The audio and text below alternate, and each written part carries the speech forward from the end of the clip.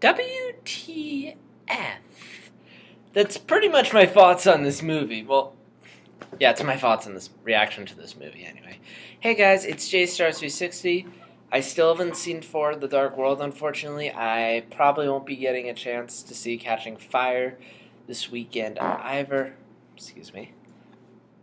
So sad. Really wish I could go. But on the plus side, we have a movie that came out on Blu-ray and DVD today. The World's End, directed by Edgar Wright, collaboration with starring Simon Pegg and Nick Frost, and I saw it today, and I really liked this film. It was really enjoyable. Probably one of the more enjoyable films I've seen all year. And which is funny because it looked good when I saw the trailers, but wow, it was actually really enjoyable. Was not expect a lot of stuff in this film I did not expect. So yeah, sad I didn't get to see Catching Fire, but who cares? I saw The World's End, which was really good, really enjoyable. So now, before we go any further in this review, first off, two things. Number one, if you haven't seen this movie, don't watch this review. I'm pretty much going to spoil the entire movie because I feel like it would be really hard for me to talk about this review without spoiling anything because I'd have to leave tons of I pretty much would have to be ridiculously vague and nondescript. There's a lot of stuff I want to talk about in this movie that would involve me going to spoil. So yeah, I'm going to spoil this movie, so please don't. If you haven't seen the movie, go watch that, then watch this review. Also, don't watch the trailers. They tend to give some stuff away, so yeah. Secondly, this film is directed by Edgar Wright. I've never seen a single Edgar Wright film in my life, so just keep that in mind when seeing this review. Although, after seeing this movie, I really want to see more of Edgar Wright's stuff.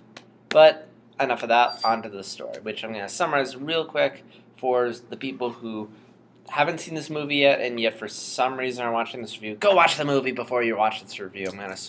You don't want it spoiled. But anyway, so it's about Simon Pegg plays this guy called Gary King, and he and four other guys back in the day, they tried to do this thing called the Gold Mile Run, which is where they want to go to the 12 pubs in their town, have a pint of beer at each, ending at the pub called the World's End, hence the title. Not to be confused with At World's End, which I've done several times, but no, it's just the World's End. They had a good time, but unfortunately they did not make it to the World's End. Couldn't handle it. Even back when they were fresh out of high school, they couldn't do it.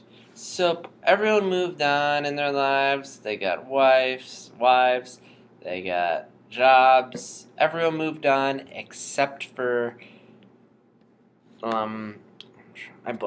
Gary King. So Gary King, still young, still with the mind of a teenager, wants to relive his glory years. So he calls up his four friends and says, "Hey, let's go back there and try to do the Gold Mile Run."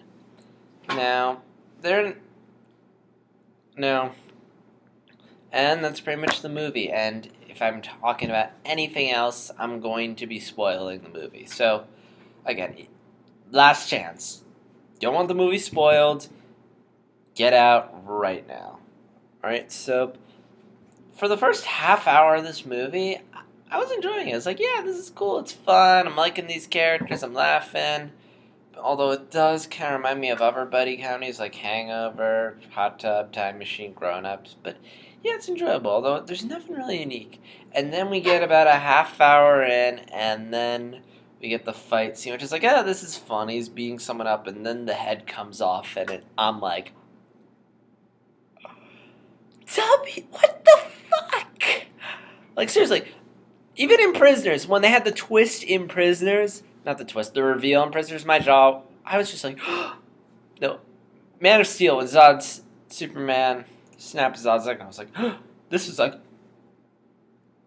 seriously, I did not see that coming. I mean, I saw a trailer for it, and I saw the robot aliens, but I thought that was more just them being so drunk that the world was perceived that way. In fact, for a moment I thought, okay, maybe he's just drunk and imagining this, but nope, their heads are actually like that, which is weird, because nothing in the movie, they might have foreshadowed a bit, or maybe if you're familiar with Edgar Wright, you might have seen this coming, but point is, nothing in the movie up until that point, at least for me, indicated that anything like that was gonna happen. So I was like, what the fuck?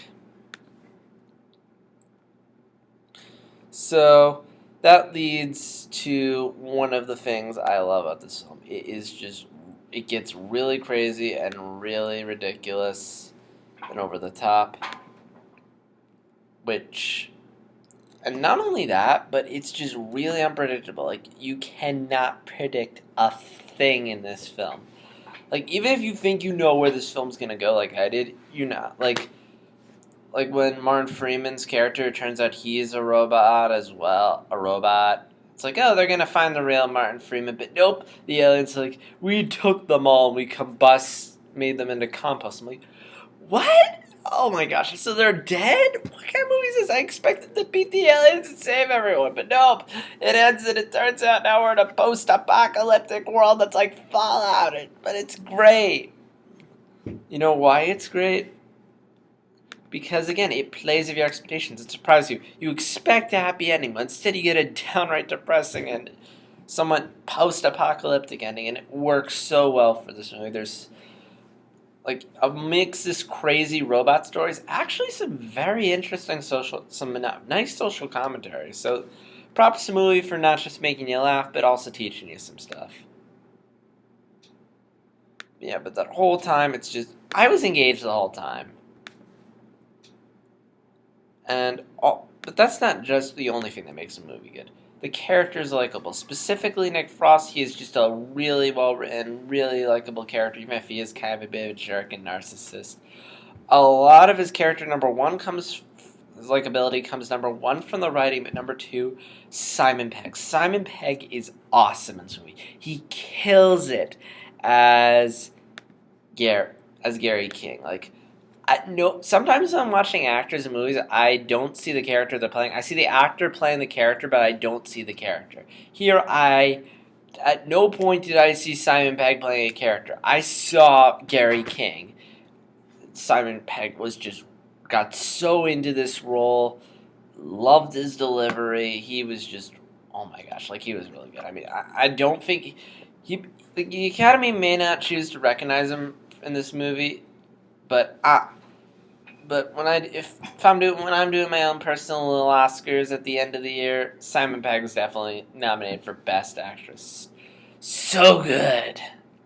All right, and again, other characters are likable too. They're all funny. They do have interesting personalities. Although I feel like you don't know them you know them, but I feel like you know Nick Frost the best.